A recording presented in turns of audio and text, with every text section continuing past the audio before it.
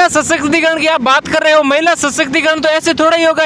Only for आप education को political बना करके महिला सशक्तिकरण कर रहे हो, ऐसे थोड़ा ही होता है। महिला सशक्तिकरण करना है तो आप विधानसभा और लोकसभा में महिलाओं को आरक्षण दीजिए, वहाँ आप देते नहीं हो। वहाँ आप एसी में बैठे बैठे इन युवाओं के साथ कुठाराघात करते हो। ये तपती धूप में ये युवा पढ़ता है, मेहनत करता है, उसके बाद में आप ऐसा निर्णय ले लेते हो, तो ये युवा कहाँ जाएगा आखिरकार? लड़कों के पंख काट के लड़कियों का बढ़ा रहे हो, उनको डबल पंख देख के हमारे पंख काट रहे, फिर बोल रहे कंपटीशन आ जाओ, ये तो वही नहीं ना। नमस्कार दोस्तों, मैं हूं आपका दोस्त अमराराम बेनीवाल। आप देख रहे हैं गांव तक न्यूज़। आज से 2 दिन पूर्व मुख्यमंत्री भजन लाल सरकार ने महिलाओं के आरक्षण को 30% से बढ़ा करके 50% कर दिया है, जिसमें महिला वर्ग काफ़ी उत्साहित नज़र आ रही है। लेकिन वहीं दूसरी तरफ युवा वर्ग जो काफ़ी हतोत्साहित नज़र आ रहा है, क्योंकि इनके हक को छीना जा रहा है। इसी तरीके से युवा अब सड़कों पर उतरने की भी चेतावनी दे रहे हैं। हम युवा वर्ग से जानेंगे किस तरीके से इनके हक को छीना जा रहा है और सरकार अपने मन माने फैसले जब चाहे तब ले लेती हैं। हम एक एक से बात करेंगे क्या कुछ मामला था, किसको लेकर के युवा आंदोलन की चेतावनी दे रहे हैं। भजन लाल सरकार द्वारा लिया गया हाल ही में निर्णय, ये युवाओं के साथ कुठाराघात किया गया है। भजन लाल सरकार ने 30% से महिला आरक्षण को 50% किया है। तो हम देख लेते हैं, 50% आरक्षण होने के बाद में 50% महिलाओं का हो गया है और 12.5% एक्स सर्विसमैन ले जाएंगे और 2% और 4% विकलांग और खेल कोटे से चला जाएगा और 15-20% ऐसा है कि वो महिलाएं पुरुषों की कट ऑफ पार करके जनरल से फाइट हो जाएगी। तो इस प्रकार ये 87-88% इतना हो गया है। पीछे 12-13% ही रिजर्वेशन बचा है जो कि पुरुषों के लिए। इस प्रकार पुरुषों की जितनी कंपटीशन में तादाद है, उस तादाद में ये 12-13% बहुत नगण्य है। तो इस प्रकार यदि 12-13% पुरुषों को दिया गया है और बाकी महिलाओं के साथ है, तो इससे शिक्षा की स्तर में बहुत ही गिरावट होगी।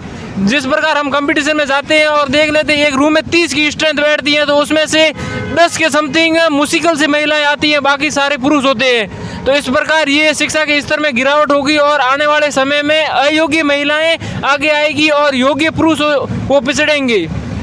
तो सरकार का एक बड़ा तर्क है कि जिस तरीके से आरक्षण बढ़ाया तो कहीं न कहीं महिला सशक्तिकरण का बढ़ावा मिलेगा, इसमें कितनी सच्चाई? महिला सशक्तिकरण की आप बात कर रहे हो, महिला सशक्तिकरण तो ऐसे थोड़ा ही होगा।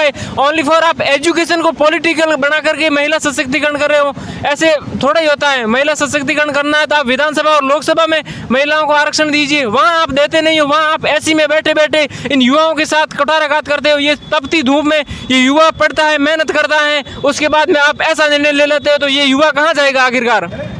तो अब देखिए जिस तरीके से बाड़मेर का युवा है, ये अपने आप में एक अलग ऊर्जा के साथ में नज़र आता है। हर बार जब युवाओं पर अत्याचार करती हैं सरकारें, तब अपनी चिंगारी को शोला बना देती है और जयपुर में धरना प्रदर्शन होता है। पिछले ओबीसी आरक्षण के बारे में भी बात की जाए तो भी, और अब क्या ये बड़ा आंदोलन कर सकते हैं युवा? जी, इन युवाओं में बहुत ज़्यादा रोष है। यदि ये भजन लाल सरकार इस बार नहीं मानी तो ये इन युवाओं में रोष है और ये युवा अपने संगठन बना करके जयपुर में धरना प्रदर्शन करेगी। और ये आरक्षण वापस नहीं लिया गया तो बहुत ही बड़ी संख्या में 20 तारीख को जयपुर में धरना प्रदर्शन हो रहा है और मुख्यालय का घेराव भी होगा। आपका क्या नाम है? जी, मेरा नाम नरेंद्र चौधरी है। अच्छा, इस मामले को आप किस तरीके से देखते हैं?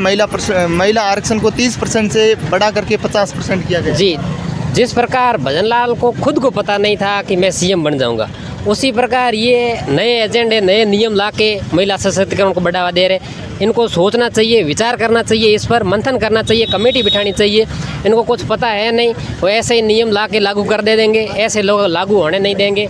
आपने पिछले 2018 में भी देखा था ओबीसी आंदोलन के साथ कुठाराघात हुआ था। इसने भाजपा सरकार नहीं किया था, पता नहीं चला। बाद में कांग्रेस सरकार में 1-2 भर्तियाँ आई, आरएस भर्तियाँ, उस भर्तियों में हमें पता चला। फिर हमने एक बड़ा आंदोलन किया, फिर जाके सरकार को झुकना पड़ा और वो कानून वापस लेना पड़ा।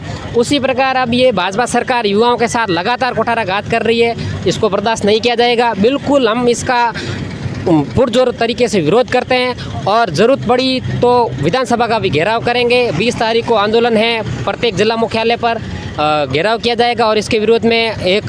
क्या नाम है सर आपका? मेरा नाम जसवंत है। अच्छा, क्या लग रहा है किस तरीके से सरकार ने, सत्ता में बैठे हुए लोगों ने अचानक एक मैनिफेस्टो में बताया गया है उसकी उसको एक कानून के रूप में लागू कर दिया है, तो आप क्या कहेंगे? बिल्कुल बिल्कुल, हमने सुना है कि राजस्थान सरकार के मुख्यमंत्री जी ने एक बिल पास किया है जिसके अंतर्गत महिला आरक्षण को 30% से बढ़ाकर 50% कर दिया है। इसका परिणाम ये निकल के आ रहा है कि महिलाओं में उत्साह कम और जो पुरुष युवा वर्ग है उसमें हतोत्साह बहुत ज़्यादा नज़र आ रहा है। और पर्सनली मेरा मानना है कि ये गलत है, और गलत होना एक स्वाभाविक है, क्योंकि यदि आप वर्तमान स्थिति देखो ना महिलाओं की या लड़कियों की स्थिति देख लो, चाहे आप CET उठा के देख लीजिए, चाहे UPSC का परिणाम देख लीजिए, चाहे 10th या चाहे 12th देख लीजिए, हर जगह लड़कियां टॉप कर रही है। मतलब क्या है, अब लड़कियां वो पिछड़ापन नहीं रहा जो पहले हुआ किया करता था। तो सरकार को ये समझना चाहिए कि आप किस बेसिस पे जो है आप इनको 50% आरक्षण दे रहे हो। 50% ले लिया आपने, फिर ये UR में जा सकती है, अन रिजर्व में भी आ सकती है, मतलब लगभग ये 60-65% कवर कर लेगी सीटें। और फिर जो SC ST OBC और स्पोर्ट्स और एक्समैन के भी आरक्षण दे रखा है, फिर जो जनरल के या फिर जो मध्यम वर्ग के युवा है वो कहाँ जाएंगे। और दूसरा ये है कि लड़कों की अभी वर्तमान स्थिति देख लीजिए।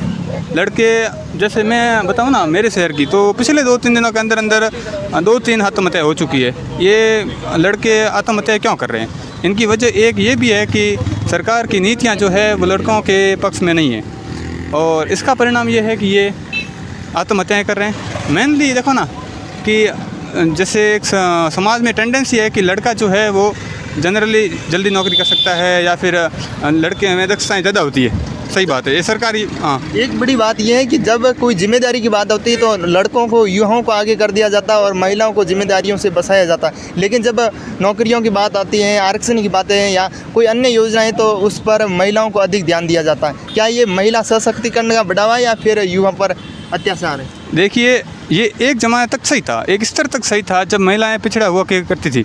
आज महिलाएं ठीक उतनी ही कैपेबल हो चुकी है जितने पुरुष है, और सरकार को यदि महिला सशक्तिकरण और स्वावलंबन से बढ़ाना है ना, तो आप उनके लिए अलग फील्ड निर्धारित कीजिए। आप उनको संसद में लेके आइए, आप उनको बड़ी यूनिवर्सिटीज़ में, जैसे जो वर्ल्ड स्तर की यूनिवर्सिटीज़ है उनमें बढ़ावा देने के लिए आप कुछ भी कर सकते हो। आप स्कूल शिक्षा स्तर पे जो है लड़कियों को मजबूत बना सकते हो। आप हमारे कंपटीशन लेवल में गोचे क्यों कर रहे हो? मेरे को ये समझ नहीं आ रहा है। लगता नहीं है कि अलग से महिलाओं के लिए और पुरुषों के लिए अलग से? बिल्कुल बिल्कुल यही है। यदि आपको कंपटीशन करना है, कोई भी चीज़, दो चीज़ें होती है ना, उनमें यदि तुलना होती है ना, तो तुलना उनके गुणों के सेम बेसिस पे होनी चाहिए। अब आप लड़कों के आरक्षण को कम कर रहे हो या लड़कों को आरक्षण दे नहीं रहे हो, लड़कियों को आरक्षण दे रहे हो, फिर एक ही मैदान में उतर के उनको कंपटीशन करवा रहे हो, ये तो गलत हुआ ना। ये तो लड़कों के पंख काट के लड़कियों का बढ़ा रहे हो, उनको डबल पंख देख के हमारे पंख काट रहे, फिर बोल रहे हो कंपटीशन आ जाओ, ये तो हुआ ही नहीं ना, कहाँ से निर्णय होगा। और दूसरा ये है कि मैं बता रहा था कि जैसे लड़कों की वर्तमान स्थिति देख लीजिए, लड़के आत्महत्याएँ कर रहे हैं। आत्महत्या करने की वजह यह है कि जब घरवाले पूछते हैं कि भाई तेरे जॉब नहीं लगी, और तेरी बहन जो कल या 2 साल पहले गई थी उसकी नौकरी लग गई, अब उनको तो पता नहीं है ना कि भाई उनको आरक्षण मिला, इनको नहीं मिला है। आरक्षण क्या होता है? ये एक बहुत मेंटली प्रेशर आता है। जब ये हर बार सुना जाता है ना लड़कों से, तो ये चीज़ प्रेशर क्रिएट करती है, और यही प्रेशर का कारण ये होता है कि लड़के आए दिन आत्महत्याएँ कर रहे हैं। धन्यवाद। देखिए, ये बाड़मेर के युवा थे जिन्होंने महिला आरक्षण को 30% से बढ़ा करके 50% करने को लेकर के अपनी प्रतिक्रियाएं दी। युवा वर्ग का मानना था कि इस प्रकार भजन लाल सरकार के द्वारा फैसला लिया गया वो अपने आप में युवा वर्ग के लिए हतोत्साहित करने का एक प्रयास है, या फिर युवा वर्ग पर एक कुठाराघात करने की नीति है जिसके तहत ये फैसला लिया गया है। अमराराम बेनीवाल के साथ गाँव तक न्यूज़, बाड़मेर।